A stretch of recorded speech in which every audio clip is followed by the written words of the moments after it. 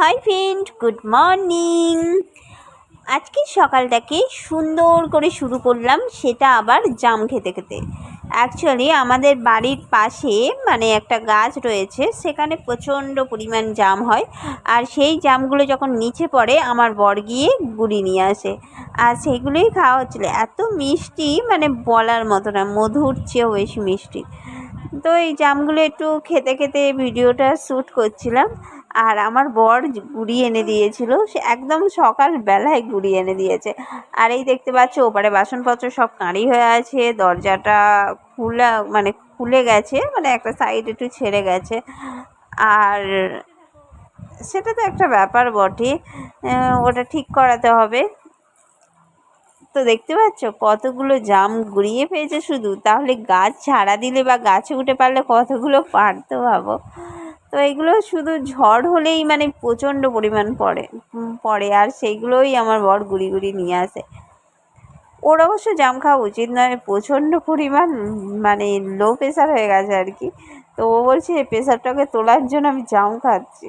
এত উল্টোপাল্টা কথাবার্তা বলে, সেই কোনো কি বলবো, তুলনা হয় না। আর এই সকাল সকাল স্নানও হয়ে গেছে, তো স্নান করে আমি চলে গেছি। এবার তো খেতে হবে না, তো কি রান্না করেছি সেটাও তোমাদের সাথে শেয়ার করতে হবে।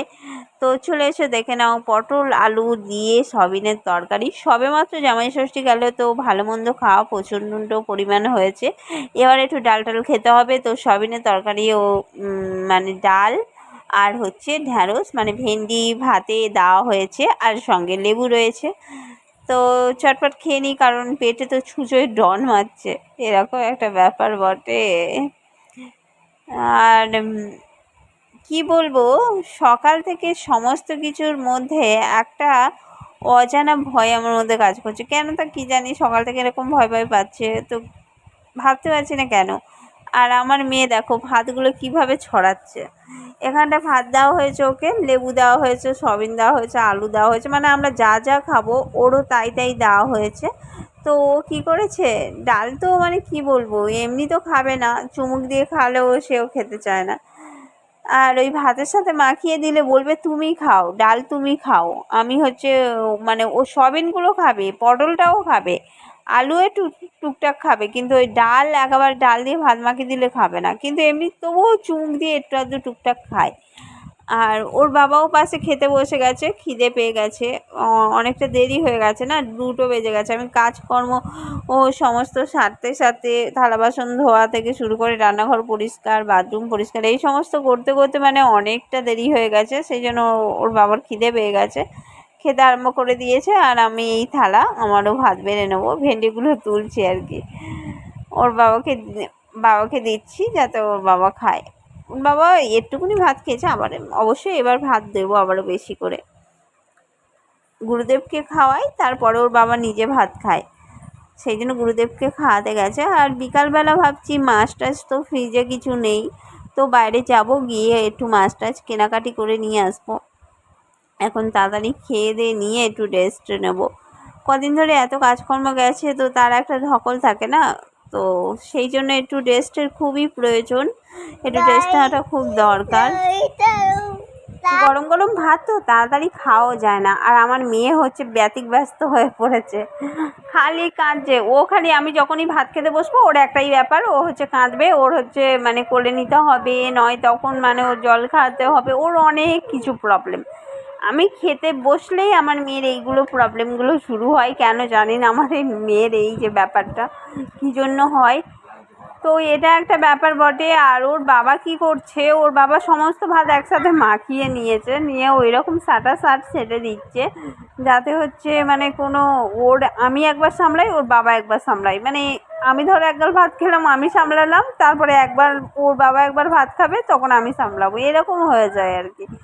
বাচ্চা নিয়ে খাওয়া দাওয়া যে কী কষ্টে, সে আবার তার উপর যদি আমার মতো দুরন্ত বাচ্চা হয়, উফ, পাগল করা একদম, অন্য রকম লেভেলের দুষ্টুমি।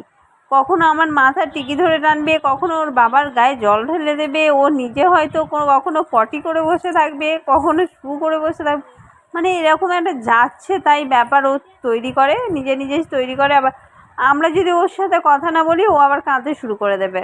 মানে আমরা খেতে বসে যদি নিজেদের মধ্যে কথা বলি সেটা ওর সহ্য হবে না, এই রকম লেভেলের দুষ্টু ও। তো ও সব বোঝে, মানে একটা 1.5 বছরের বাচ্চা যা যা না বোঝা উচিত ও তার চেয়েও বেশি বোঝে, এতটাই অ্যাডভান্স। এটা পড়াশোনার ক্ষেত্রে হলে মনে হয় বেশি ভালো হতো, কিন্তু বাদবাকি সব ক্ষেত্রে অ্যাডভান্স। জানি না পড়াশোনার ক্ষেত্রে কি হবে পরে।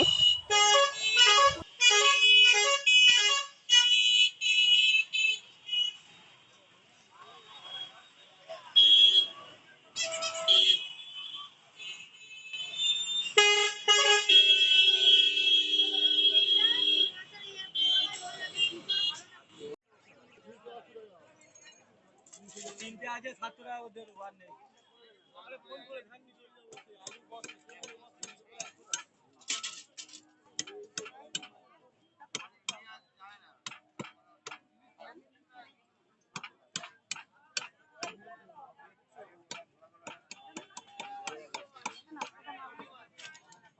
তো আজকের ভিডিওটাকে আমি এখানেই এন্ড করছি। তোমরা সকলে ভালো থেকো, সকলে সুস্থ থেকো। আর আমার ভিডিওটা যদি ভালো লাগে তো লাইক শেয়ার কমেন্ট